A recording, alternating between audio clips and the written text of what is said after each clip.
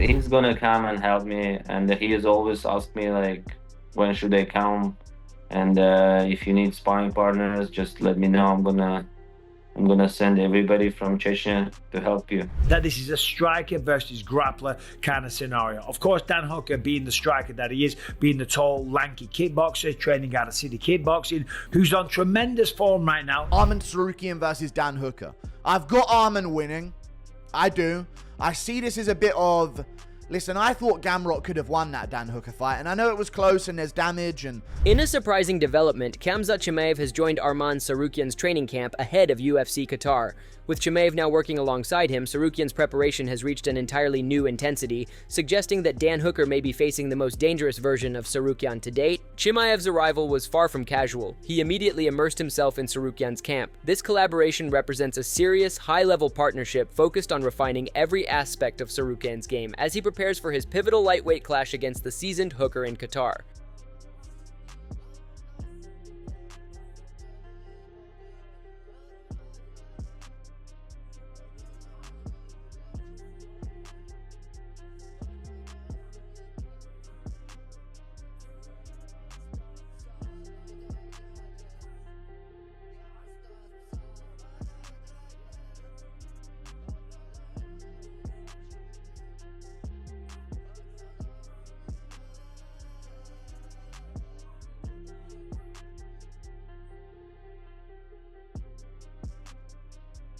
Additionally, Arman Tsarukyan is receiving elite assistance for his upcoming fight, confirming that this marks his second training camp alongside Khamzat Chimaev. Tsarukyan praised Chimaev for his professionalism and relentless work ethic. Despite the size difference between them, Chimaev was eager to contribute, even offering to bring an entire team of sparring partners from Chechnya. Tsarukyan also expressed his hope to have Chimaev in his corner on fight night. I had a training camp with him, with Whitaker. And then this is second time already. Okay, what is his work ethic like, being around him and training with him? I mean, he's super professional, very smart, hard worker, and yeah. So the best thing that's he's a hard worker. Will he be in your corner for this fight? I hope so. Will you be training with him? Yeah, he wants to come and help me. But I'm saying, Khamzat, your weight is like more than 200 pounds. You're gonna hurt me. No, no. He's gonna come and help me, and he has always asked me like, when should I come? And if you need sparring partners, just let me know. I'm gonna send everybody from Chechnya to help you. After learning that a title fight with Ilia Topuria would not take place this year, Arman Tsarukyan agreed to face Dan Hooker instead. Tsarukyan had originally offered to fight either Hooker or Justin Gaethje, but with Gaethje turning down the matchup, the Hooker fight was finalized. Confident as ever, Tsarukyan described both opponents as easy money. So I was asking about the title fight, and they said this year Ilia, he's not gonna fight, so that's why I said I'll fight to anybody, because I haven't fought a long time, so I wanna fight. And Dan Hooker, Gaethje, works for me, these names. And finally, Gaethje, like I heard, like Gaethje said no, and Hooker said yes, so we are in. Okay, so was Gaethje the top choice? Gaethje would be better, but for me it doesn't matter. It's both of them. It's just easy money for me. Once the bout became official, Dan Hooker made his feelings clear. He openly admitted that he strongly disliked Tsarukyan, his face, his attitude, and everything about him. Despite knowing little about him personally, Hooker declared that he looked forward to ending the fight with a brutal elbow to Tsarukyan's nose. To say anything to try to piss me off would be very difficult. But yeah, it'll be exciting for the fans, for the press conference, and getting in each other's faces and that. Because yeah, I think there's a lot of animosity there. I don't like the way...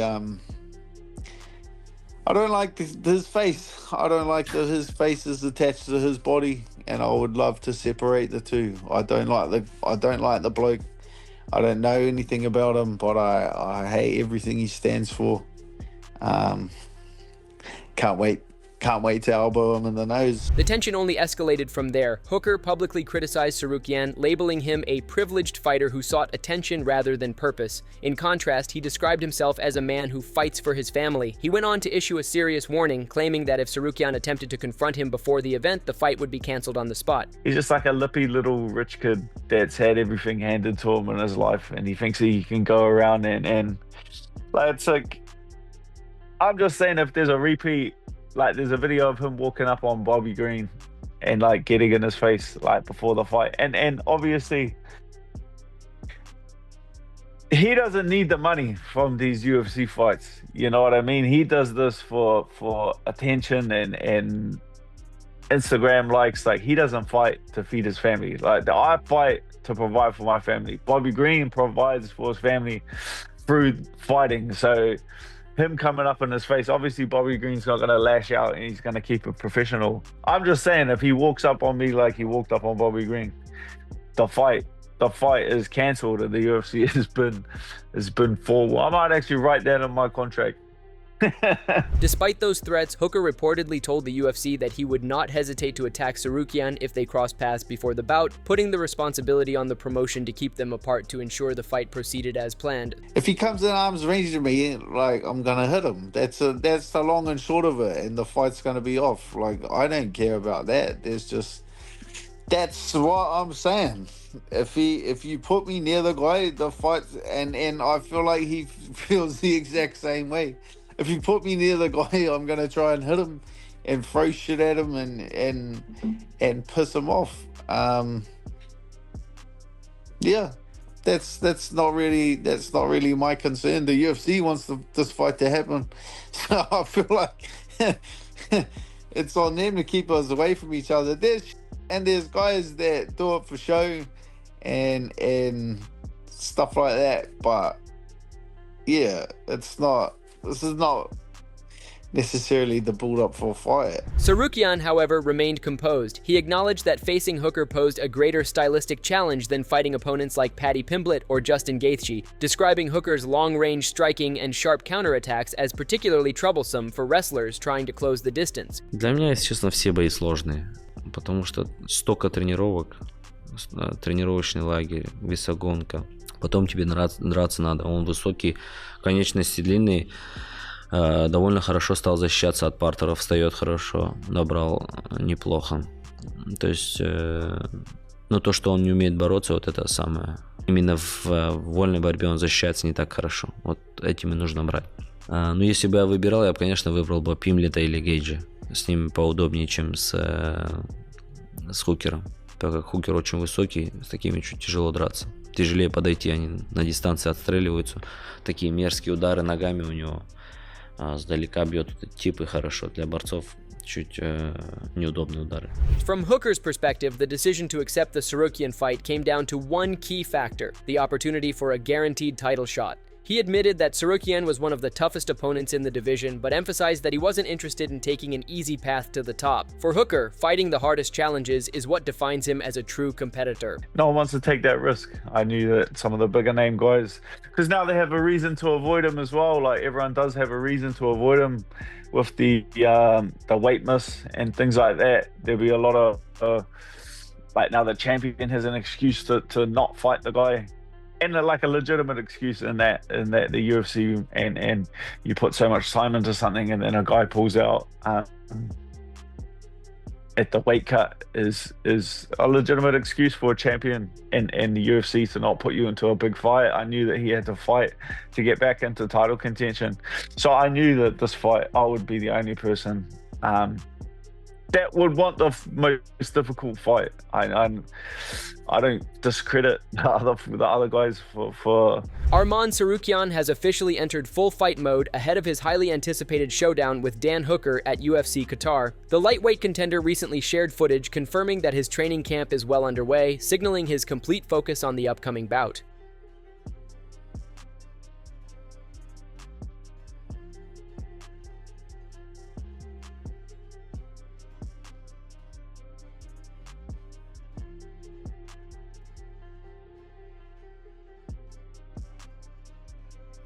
Soon after, Tsarukyan brushed off Hooker's verbal jabs, dismissing his trash talk as nothing more than an act for the cameras. He issued a pointed response, saying he hoped his team would restrain him if the two crossed paths before the fight, but made it clear that his energy remained focused on the octagon, where he would have a full 25 minutes to settle things with Hooker officially. Like, he's gonna behave like he behaved with cameras, you know, because he knows nobody gonna touch him.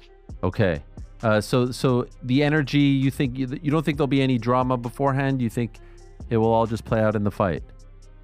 We'll see. We never know. Especially we are fighters, you know. Sure. Maybe he's gonna talk a lot, but a lot of brothers coming, and hopefully they gonna stop me, you know.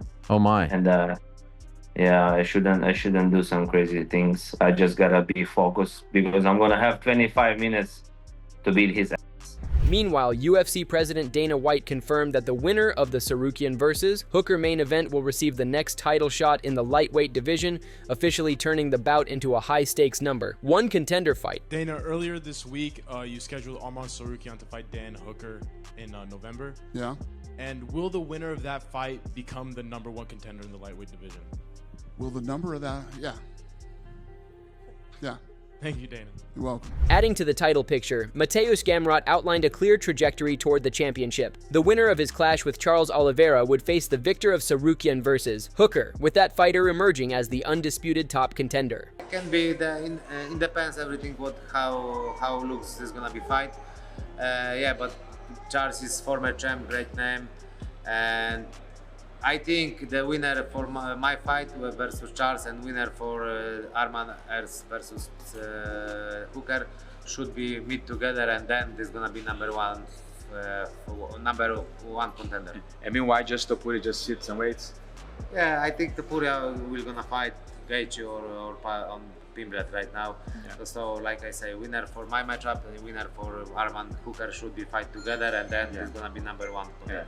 Weighing in on the matchup, Chael Sonnen suggested that the UFC booked this fight to clear up the logjam of contenders at lightweight. Drawing a comparison to WWE, Sonnen argued that instead of selecting one of the more predictable names, the promotion made a clever move by choosing Dan Hooker, an unexpected but ideal pick to help define the division's hierarchy. Do you know what the WWE would do? They would go with Dan Hooker. That's what the answer would have been. They would build it in a direction no different than they did WrestleMania. WrestleMania, for that entire building that was there, it was a debate between two. Was it going to be Roman or was it going to be Punk? And therefore, because the debate was between Roman and Punk, they went with Seth. So, Hooker, had that announcement come out, would have been a very acceptable and pleasing answer, but a different announcement on Hooker came out today, and it's that he is going to fight Tsarukyan. Sonnen further emphasized that Hooker is the dark horse of the lightweight division, a fighter often overlooked, but still dangerous. He believes that a victory over Tsarukyan would secure Hooker an undeniable shot at the world title, calling the matchmaking an obvious and excellent move. Hooker has been the odd man out in that game of musical chairs from the beginning, which is what makes him the right answer, which, by the way, if Hooker was to get a win over Tsarukyan, there would be a very clear wind blowing, driving Hooker right into a world title fight. I love the matchup, guys. I just don't know how we missed it. It's so obvious. And now that those players are off the board, what does that mean? Because the only fight I would be comfortable in predicting for you you're not going to get, like of this whole rotation, the only fight that I'm comfortable in telling you, like these guys will do their phone rings and they're going to say yes and you can mix them and match them, except for one. Echoing that sentiment, Michael Bisping has been hyping the fight as a classic clash of styles. He views Hooker as a tall, rangy striker on a strong 3-fight run, whose power and experience make him a serious threat, even after time away due to injury. However, Bisping also pointed out that Tsarukyan, only 28 years old, is a complete and well-rounded fighter, making him one of the most difficult opponents in the division for anyone to overcome. That this is a striker versus grappler kind of scenario. Of course, Dan Hooker, being the striker that he is, being the tall, lanky kickboxer, training out of City Kickboxing, who's on tremendous form right now, even though he hasn't fought in what will be about 17 months by the time he fights. He's been out with an injury, but he was on a 3-fight win streak. He last beat Mateusz Gamrot via split decision. Before that, he beat Jalen Turner by split decision, who Jalen Turner, even though he's retired, was one of the best strikers in the lightweight division. 6'3", absolutely gigantic, and Dan Hooker beat him at his own game. And before that, he put a beat down on Claudio Puelles. Puelles kept rolling for the Imannaris, kept going for the legs, kept rolling around on the floor, and got brutalized by Dan Hooker in the second round. He got stopped with a front kick to the body. But Arman Tsarukyan, we know what he can do. The man can do it all. Literally, he's a very, very well-rounded mixed martial arts, and he is in his absolute prime. Michael Bisping emphasized the immense stakes surrounding the upcoming bout, noting that a victory for Arman Tsarukyan would guarantee him the next lightweight title shot. However, Bisping also cautioned that Dan Hooker, currently in strong form, poses a legitimate danger. Should Hooker manage to pull off the upset, Bisping believes he would instantly establish himself as a major new contender in the division. Whatever the case may be, he got sidelined for a bit. Well, he's coming back in Qatar, and he's the main event. This is going to be a really key fight. If Dan Hooker wins this one, we could have a new contender. If Arman Tsarukyan wins this, then of course the man is going to fight for the belt next. He's only got 3 losses on his record. 2 of them are in the UFC. One was to Mateusz Gamrot, but since then the man is on a 4-fight win streak, and he kind of is the next guy in line. But of course he's going to get through Dan Hooker, and that ain't going to be easy. This version of Dan Hooker, the version of Dan Hooker that is covered in tattoos from neck to toe, the version of Dan Hooker that's going through a midlife crisis and holding bloody scraps in his backyard. Similarly, the MMA guru expressed surprise that Tsarukyan is returning to action after a 17-month layoff, while also questioning the UFC's decision to match him against Hooker. He described Tsarukyan as a dangerous and explosive fighter riding a 4-fight winning streak, but also acknowledged Hooker's popularity and reputation as a fearless competitor who always pursues the finish. Great fight. Amazing. Arman Tsarukyan has shown back up to work after 17 months. This is monumental news, okay? I don't know why Dan Hooker is the name that they went with, but we heard these rumors before. It is insane that Arman Tsarukyan has finally showed up back to work. 3 different times he's grappled a 40-year-old in a grappling contest, and finally he's back in Qatar. Keep it going, Dana. And as you know, Arman won 9 of his last 10 fights. He's got wins over Oliveira, Dariush. He's on a 4-fight win streak. The guy is a dangerous dude. He's taking on Dan Hooker, whom you guys love, and he's always looking for a finish, always in there to dog it out and fight his off. One of the most beloved guys in the sport. That's the best we got to say about Dan Hooker. You guys love him. The analyst ultimately placed his prediction on Tsarukyan, confident that the Armenian-Russian contender will outstrike Hooker with relative ease, something he felt Mateusz Gamrot was capable of doing as well. Guru concluded that if Tsarukyan wins, his claim to the next title shot will be undeniable. Arman Tsarukyan versus Dan Hooker. I've got Arman winning. I do. I see this as a bit of... Listen, I thought Gamrot could have won that Dan Hooker fight, and I know it was close and there's damage, and Hooker had some good moments towards the ends of the rounds, and that's what the judges are going to remember, so it's one of them. It's one of them. But I think Arman Tsarukyan is just going to be more comfortable on the feet with Dan Hooker than Mateusz Gamrot was. And Mateusz Gamrot did drop Dan Hooker on the feet as well. So I reckon Arman Tsarukyan's got this one in the bag. And I think if he wins this one, there's no doubt at all. You got to give him the title shot next, no matter what happens to anyone else in the division. If they don't have a title fight booked with Ilia Topuria before this happens, then they need to give Arman Tsarukyan the title shot if he wins. If Dan Hooker wins, who knows if they're going to give him the title shot. But they must have called other lightweights, you know. With Khamzat Chimaev now embedded in Tsarukyan's camp, his preparation for UFC Qatar has transformed into a powerhouse operation. The combination of Tsarukyan's relentless pace and Chimaev's raw intensity creates a lethal mix, one that could make this fight a short and brutal night if Hooker isn't fully ready for war. That's it for today's video. Share your thoughts in the comment section, and make sure to subscribe and like if you enjoyed the video.